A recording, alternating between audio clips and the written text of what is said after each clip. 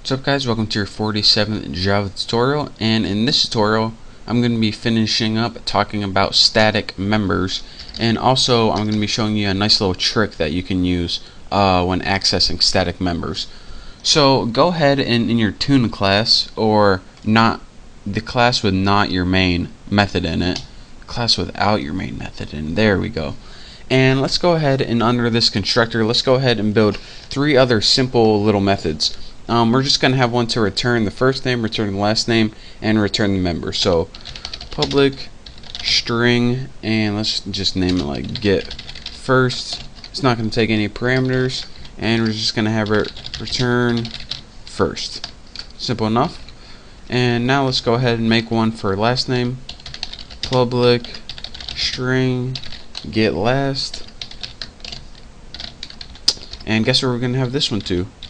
Return last. Oh, you guessed that? Oh, not bad.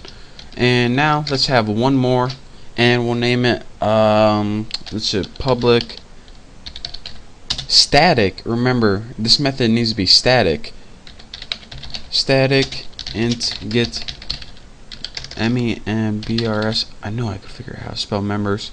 Get members. And then what are we going to have this one do? Let's just have return members. So now we have three variables up here: a private first, a private last, and a private members, which is static. This method returns first name, this method returns the last name, and this method right here, it's going to return the variable members. So now that we have three objects made, go back in your main apples class or whatever you call it. Let's go ahead and let me show you how each member has its own set of data. So let's just go ahead and for housekeeping's sake, put system out print line, and let's just go ahead and print an empty line right there because it'll just be easier. Now let's just go ahead and copy that because we're going to be using it. Oh, I didn't know we could do that, did we? And let's just go ahead and put, what do we want to print on our first line? And it's really our first line because this one's just an empty line. Well, what I want to show you that is, even though they all share that variable called members, they each have their own set of data. So let's go ahead and put member1, which is our object 1, which was Megan Fox, and we'll put get first, and then let's do this with last. Copy get last, and what was the last one called? Get members. So get members. So here's what's going on now. Let me make sure it's going to print out. Yep. So anytime you call this one, it's going to have Megan Fox, and this is unique to its own object. But it's going to look at get members and see that it's static. So it's going to share this variable with all the other ones.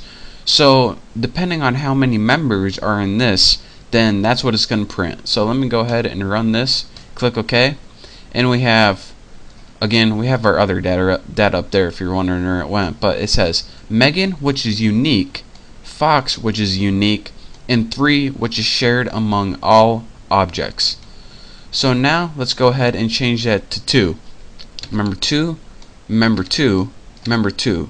Now let's go ahead and run this, and now you can clearly see Natalie, which is unique, Portman, which is unique, and 3, again, that 3.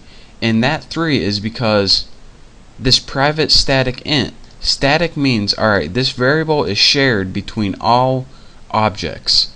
So we don't need to, why would you make a separate variable if it, like, let me think how to put this. Why would you make a separate variable that is going to be unique that we're going to have to update in every object if it's the same value no matter what object it is? So, I mean, you don't need to. So we're not gonna. So that's where static comes in handy. And now let me show you that trick I was talking about. Since the static variables don't change between objects, static information is available even when you don't have an object. So for example, say forget about all these objects right here, and we actually can't just delete them, but we'll delete these right here. And we can just add it in this print line, really. Instead of calling a separate object, like an object and then your dot separator and then your method, like that, what you can do with stack is just put the name of the class and put your dot separator and then put your method. Get members, like that. Now let me run this and you can see the 3 right here. Can you guys see that? The 3 right there. So before, we were never able to do this. We had to get an object and build an object anytime we wanted access to any of these members or any of these methods right here.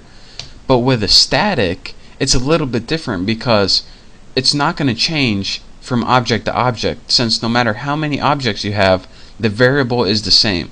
So that's why Java lets you, instead of having to have an object, which you can do by the way, what we just did, you can also just put the class name and put the static method ahead of that.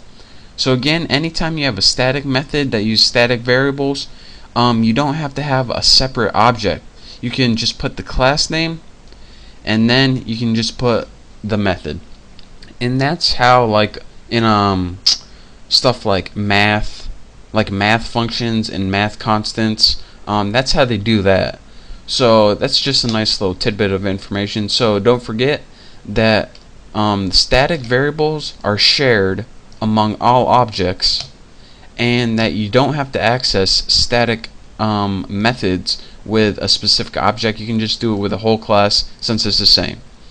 So thank you guys for watching. I think I confused you enough for today, but like I said, thank you for watching. Don't forget to subscribe, and I will see you next tutorial.